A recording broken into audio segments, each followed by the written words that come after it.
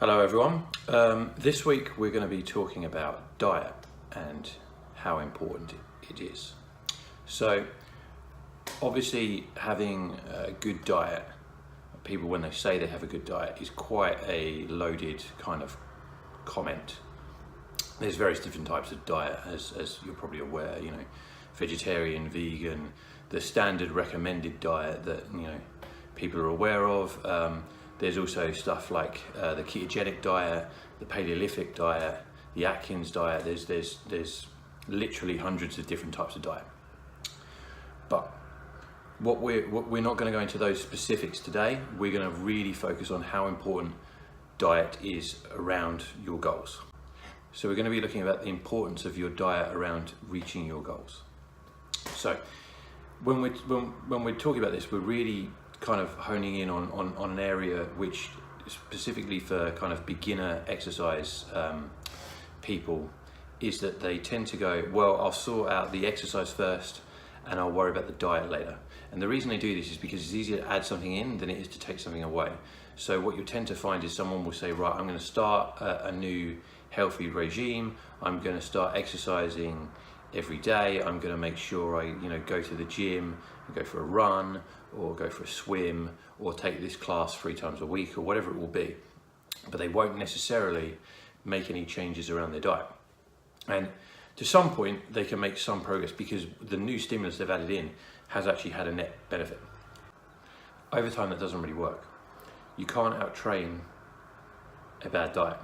So eating poorly will negatively affect your ability to gain progress.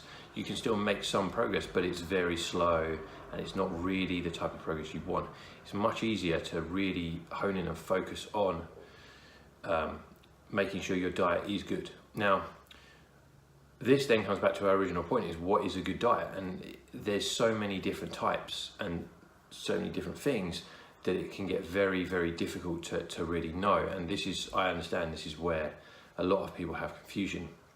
So let's take away some of the key points from all diets that claim to work. So you really, when you break it down, you've got predominantly 3 different areas in diet. You've got the kind of the high carb, low fat diets, you've got the high fat, low carb diets, and then you've got the kind of the low meat, high veg diets. What happens in these type of diets is because you're avoiding certain types of macronutrients, which are kind of carbs or fats or proteins, it means that your overall number of calories are down. And this is the first significant point, is eating less calories will lead to increased weight loss. Eating more calories will lead to increased weight loss. So this would be your first port of call if you're trying to make any change in your diet, is looking at the number of calories you're eating and trying to either reduce or increase it depending on your goal. In terms of those specific diets, when you're looking at something that's low fat, predominantly what it's doing is it's cutting out processed foods, because by removing those processed foods and eating more grains and rice and pasta and potatoes, what you're really doing is you're minimizing the kind of the worst sources of fat. On the flip side, when you're doing a high fat diet, like a ketogenic diet or the Paleolithic diet, what you're really doing is you're minimizing the bad sources of carbs. So you're trying to cut out the white carbs, the worst of those carbs. And again, when you're doing something that's, say, vegetarian or vegan, what you're really doing is you're cutting out the worst forms of meat. You're cutting out the cheap pieces of meat that are kind of highly processed. And you end up with obviously more vegetables, but you end up with less of this kind of poor quality standard food. And that's the other area here, is if you were to, say, follow a diet that was high in fresh fish, fresh meat, fresh vegetables, fresh fruit, with small amounts of complex carbohydrates when you need them, like rice and pasta and potatoes, especially around intensive training, then you're probably following pretty much a 90% very good diet. And the reason why no one really promotes that diet is because that diet isn't something that's magical that you can sell. Whereas something that's, says ketogenic on the front of it, or something that says Paleolithic, or appears to talk about the science of the ancient elders or something like that. It seems to gain more traction because people believe it's something that's been hidden from them, that they have a secret understanding of, because there's a book or a video or a doctor attached to it who's promoting it. But that isn't the case. And the reason why that isn't promoted, and the reason why that isn't pushed forward to most people, is because effectively it's not really sellable. I mean, you don't have a product attached to it. It doesn't have a protein shake or a protein bar that comes along with it. I mean, to follow the ketogenic diet properly is incredibly difficult. This is a diet where you have to have 70% fats in your diet, you're having 20% protein, and you're having 10% carbs. It's incredibly hard to follow because as soon as you eat some form of vegetable, you're basically tipping yourself over your carb level. As eating a chicken breast will mean you have too much protein and you can't get the right balance of fats. It's incredibly hard to follow that diet correctly.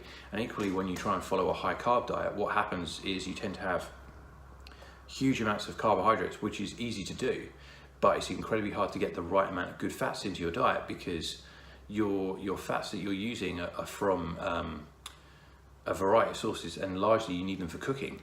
So you end up with a lot of oils and stuff like that you've used in cooking, rather than say avocados or nuts and seeds. So the balance is slightly off.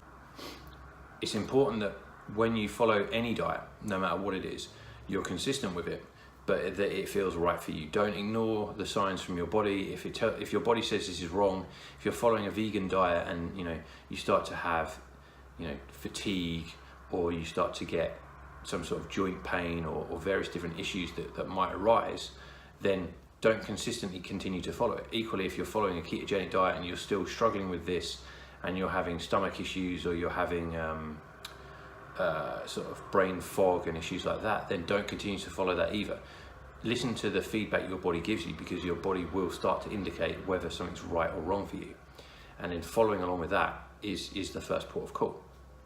Now, on that point, there is something else that's significant, is that if you're following a particularly bad diet at the moment and you're eating, say, McDonald's 3 times a week, and you're having some sort of like soft drinks every single day as part of every single meal, then your system's slightly off. Is not what it's used to, isn't necessarily what we want to give it. So it starts craving sugar more than it should. So making steps to, say, reduce the sugar content and bring it back to more natural sugars, such as fruit and some vegetables, even honey, will benefit in the long term, because that's ultimately what's going to kind of help you get that back into alignment. But diet is more of a long-term process than most people think. They tend to think that they can just change their exercise first. Once that's in alignment, it'll be easier for them to fix the diet, but that isn't the case.